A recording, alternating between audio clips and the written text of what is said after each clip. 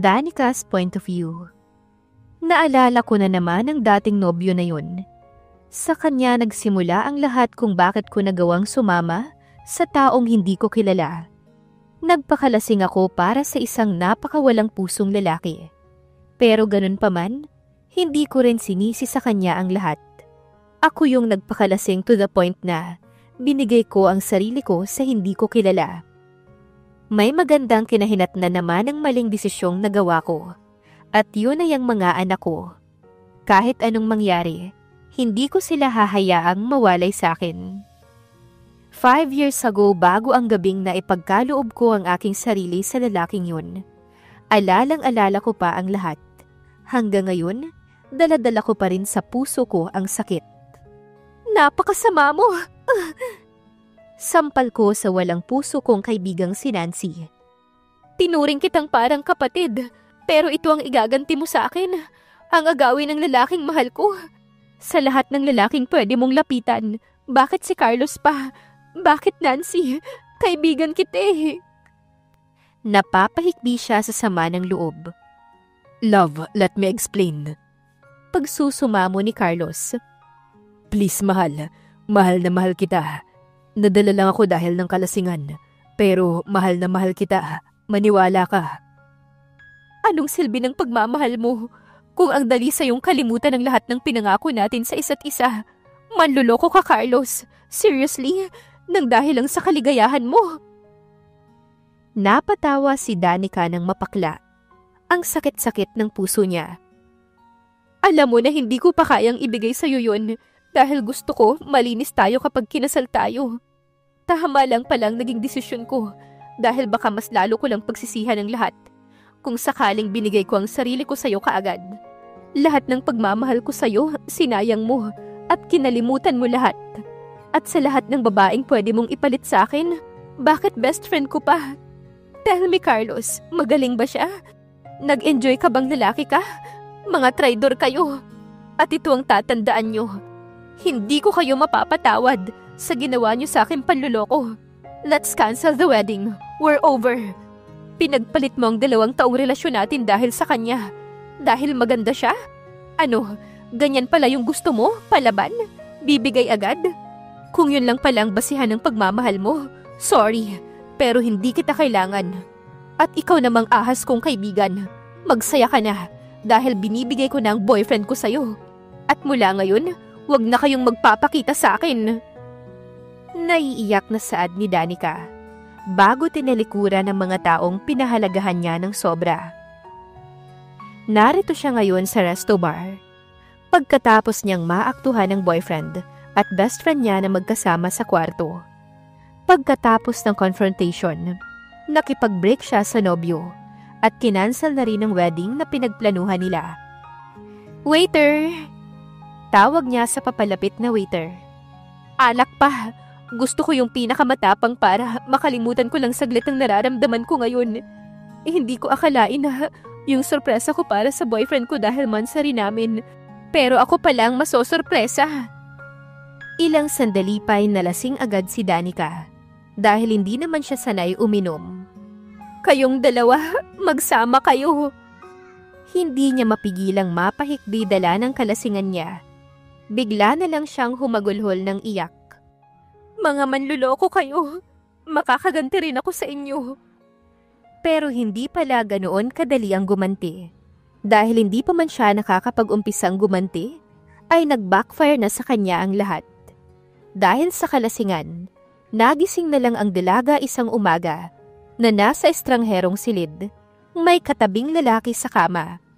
And she knows something happened to them that time dahil sa matinding sakit ng kanyang katawan at sa mantsa ng patunay na nasa kama. Marcus' point of view.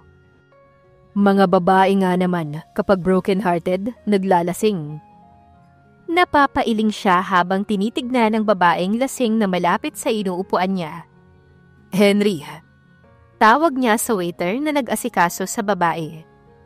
Lagyan mo ng konting pampatulog yung alak na iniinom ng babae. Ayaw ko na may magwawala na ulit sa resto bar ko.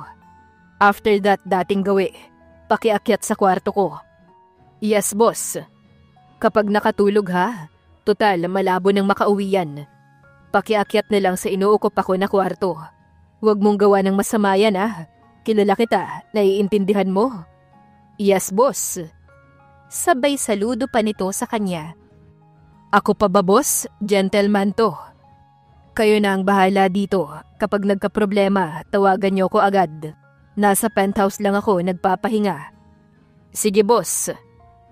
Pero ilang sandali lang yata siya sa penthouse nang may naalala siyang gamit na naiwan sa resto bar. Sa kwartong pinagpahingahan na ng lasing na babae kanina. Babalikan muna niya at importanteng documents niya iyon. Aakyatin ko muna yung babae at baka nagkalat na yun dun. Paalam niya sa tauhang nagdala sa babae sa room niya. Naku boss, wag na at delikado. Napapakamot pa ito sa ulo. At bakit delikado, Henry? Anong ginawa mo this time? Kilala kitang malupit sa babae, binabalaan kita. Basta boss, pero parang nabigyan ko yata siya ng pampainit Mukhang nasobrahan ko yata at nailagay ko sa inumin niya. Siguraduhin mo na hindi siya makakalabas ng kwartong yun. Dahil kapag tayo na demanda, tatanggalin kita sa trabaho. Naku boss, wag naman. Alam mo namang marami akong babaeng binubuhay. Sorry talaga boss, hindi ko naman sinasadyang malagyan ng marami. Medyo lasing din ako habang nilalagay yun. Napapalatak si Marcus sa kapalpakan ng tauhan. Dali-dali siyang umakyat sa taas para sana silipin yung babae. Pero ibang nasilip niya pagdating doon. I hate that woman. He hissed while looking at her lying on the bed. Bigla siyang pinagpawisan. Walang suot ang babae. Tingin niya'y umepekto na ang gamot na nilagay ni Henry sa inumin nito. Habang nakahiga, nanginginig ito na tila may lagnat. Pumasok siya sa loob para sana tulungan ito. Balak niya sana itong punasan ng malamig para kahit papano mabawasan ang init sa katawan nito. Pero nang masulyapan siya ng babae, parang nangaakit na nakatitig ito sa kanya. Please, mister, naiinitan ako. Help me here. Hindi ko na kaya. Pagmamakaawa nito.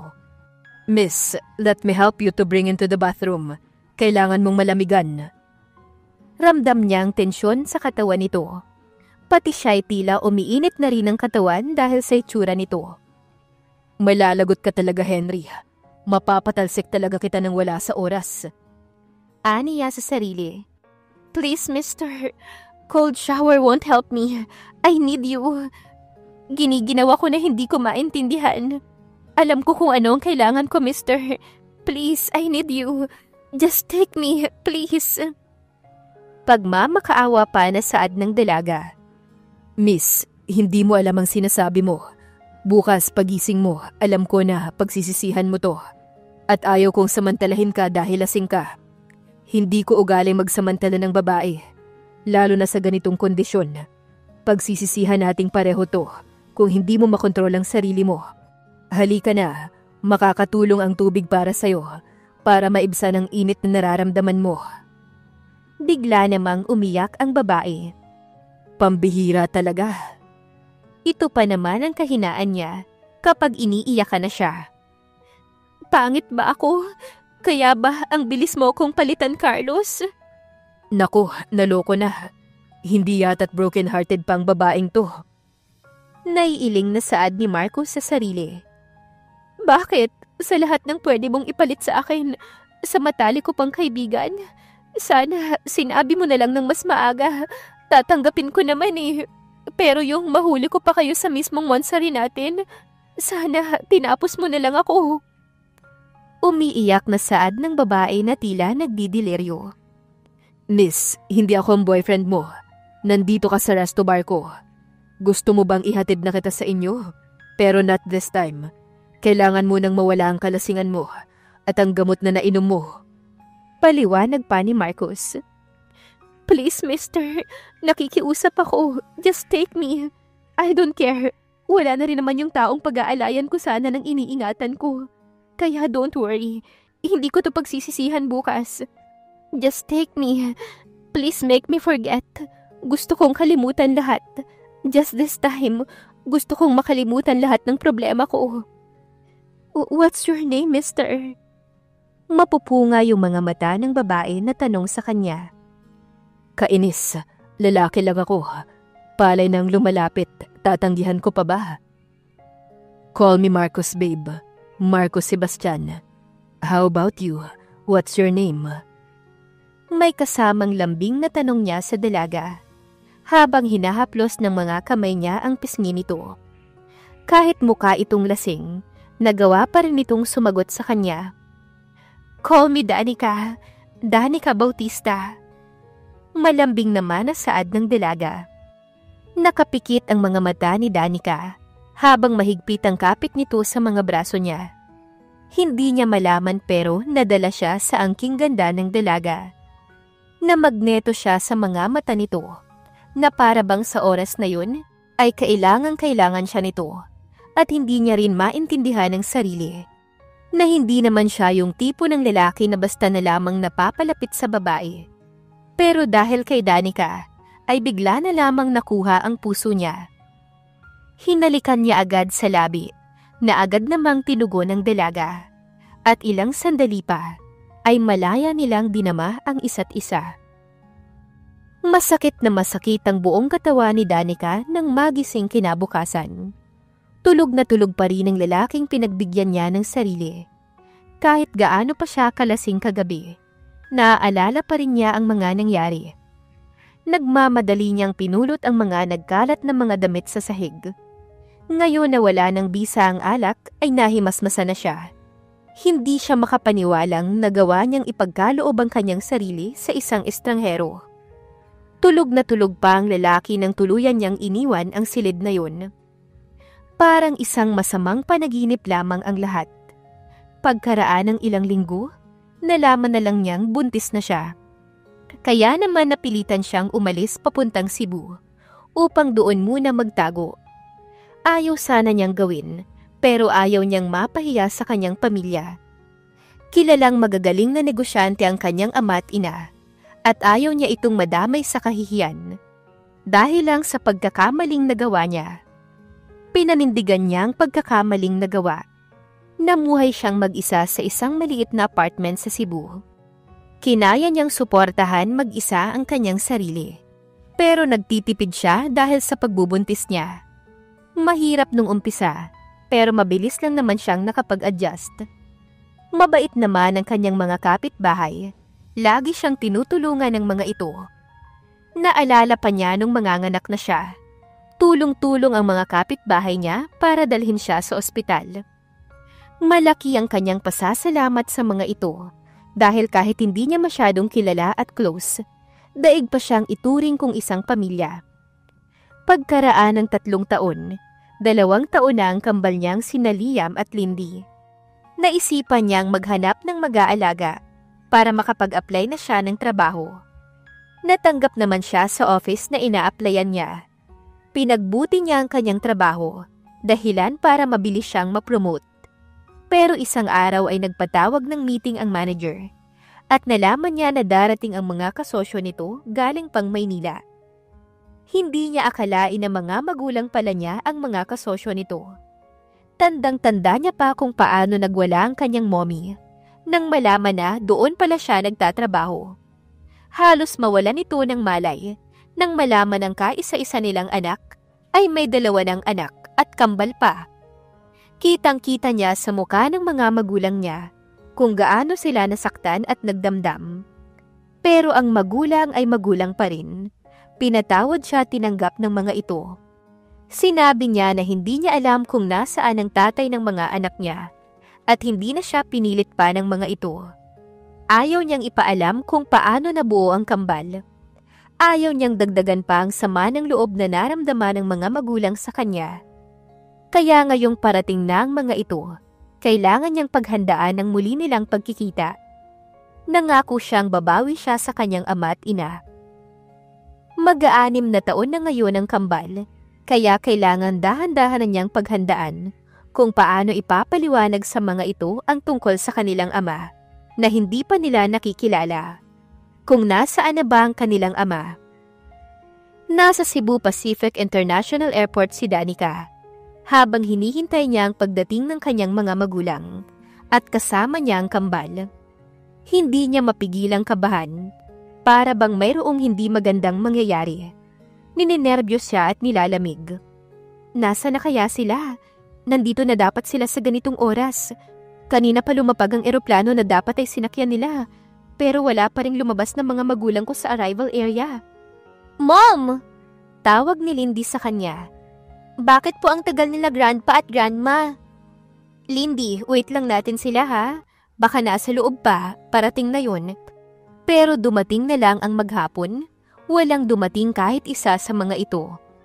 Kinakabahan na talaga si Danica. Kaya nag-long distance na kaagad siya sa Maynila. Hello Manang LV, si Danica po ito. Nandyan pa po ba sila Mom? Pwede po bang pakiusap? Hindi pa kasi sila dumarating dito. Nag-aalala na ako. Naku, Danica anak, buti napatawag ka. Umuwi ka na rito kaagad. May masamang nangyari, kaya hindi sila nakarating dyan. Kinakabahan na saad ng mayordoma nila. Po, ano po ang nangyari sa kanila? Naiiyak na saad ni Danica. Bigla ang kaba na nadarama niya ng sandaling yun. Anak, ang mga magulang mo. Hindi matuloy-tuloy ni Manang LV kung paano ipapaliwanag sa alaga ang nangyari sa mga magulang nito.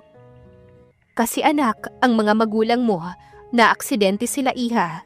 Habang pupunta sa airport, nabangga ang sinasakyan nila.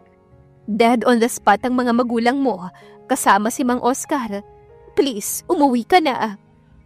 Umiiyak na saad ni Manang LV. Bigla namang nasapo ni Danica ang kanyang bibig. Hindi yan totoo, Manang. Hysterical siya sa narinig sa matanda. Nahihirapan siyang magsalita dahil sa paninikip ng puso niya. Hindi niya mapigilang maibagsak ang telepono. Ang dami-dami pa niyang gustong sabihin sa mga magulang niya. Kung gaano niya kamahal ang mga ito at kung gaano siya nagsisi sa paglilihim niya. Kung gaano niya pinagsisihan ang mga pagkakamali niya. Bumuhos ang lahat ng mga emosyon na nasa puso niya ng sandaling yun. Gusto niyang magwala pero pinigilan niya. Ayaw niyang maguluhan ng mga anak. Mommy, Daddy, uuwi na ako. Please naman, bumalik kayo. Huwag naman pong ganito. Gusto ko pa kayong makasama. Babawi pa ako sa inyo. Huwag niyo kaming iwan ng mga apo ninyo. Pangako po, mas magiging mabuti na akong anak sa inyo. Mahal na mahal ko kayo. Humagulhol na ng tuluyan na saad ni Danica. Parang isang masamang panaginip lamang ang lahat. Paano makakapagsimula si Danica ngayon na wala na ang kanyang mga magulang? At paano sila magtatagpo ni Marcus? Abangan sa susunod na kabanata. Please like, share, subscribe for more updates. Maraming salamat po.